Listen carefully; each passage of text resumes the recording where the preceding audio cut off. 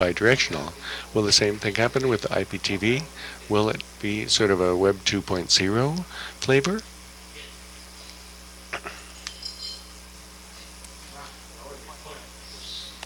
Well, the way I see it, the answer is that no. Precisely, IPTV turns things around. The position that's been so far in the classical broadcasting model, devices were just receivers. But now, with the IPTV technology, they become transmitters as well, broadcasters. So the two-directionality is going to happen.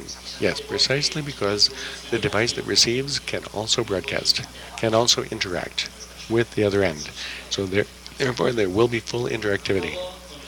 And regarding the second question, if it will be sort of a 2.0 flavor, we have to see it from the web standpoint. Also, we foresee in the literature, we begin to have acronyms of IPTV Web 2.0 to make an analogy of the evolution of these technologies and the applications or web technologies using platforms or IPTV as the distribution protocol.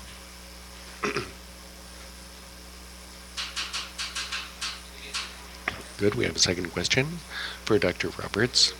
Dr. Roberts,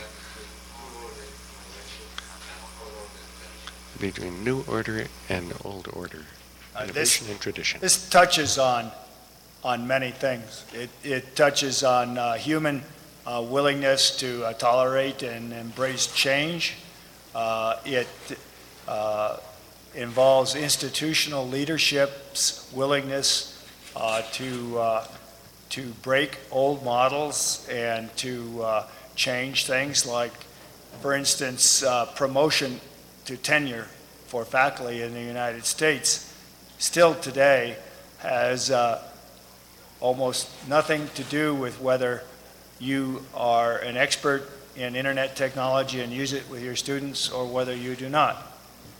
We cannot accelerate the pace of change to use the technology more effectively unless individuals commit themselves to doing so. So I think that we need role models. I think we have some effective role models right here in Loja. I think your rector is a unique individual who has brought change to this institution and recognition to the institution and has created a forward momentum that will assist you to having better academic programs and better serving your mission. Thank you. Thank you very much. The first question is for Dr. Moca.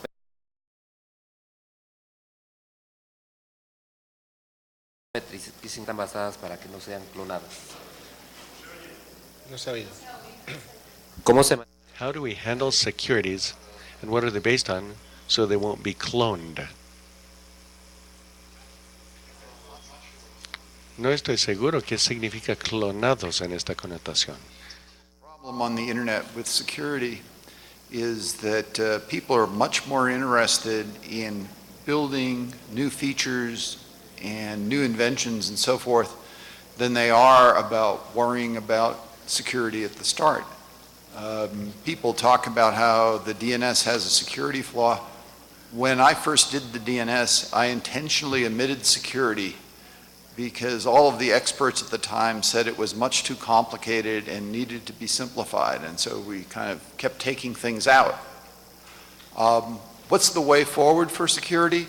I personally think that the way forward for security, first of all, is that you need to have multiple defense mechanisms that all have to be breached in order for your security to be breached. Too often today, we have only one kind of security going on, and if that fails, then everything else fails. If you think about the design of a medieval castle, they understood that you had a moat, and that you had walls, and that you had soldiers to defend it. And in order to breach the security of the castle, you had to go across both the moat and the walls and defeat the soldiers. What you want to do is to reverse today's security situation and make it so that the different defenses that are available all must be breached before your security goes away. And I think in a practical terms, that means perhaps what you want to do is to limit the people that you talk to on the internet or by certain protocols based upon reputation.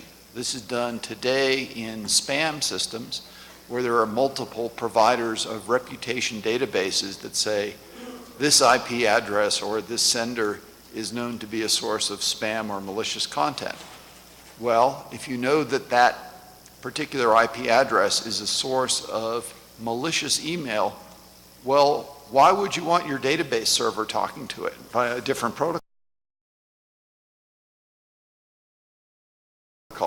And those uses of reputation and to have more and more uses of technologies that limit who you talk to as a first layer of defense. And then you have the kinds of defenses that analyze the content of what's being sent and so forth.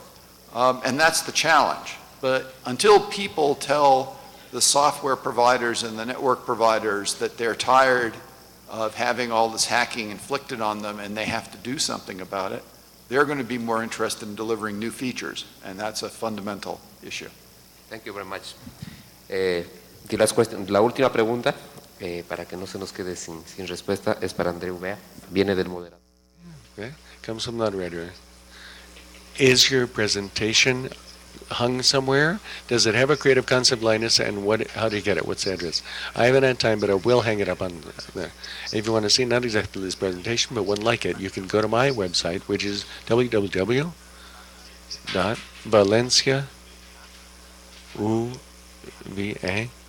my last name, and .info/history. And you don't need any plugin. You see a video that is basically this presentation. And in fact, you can look at it, distribute it, and all of that. Shall I repeat the address? www.v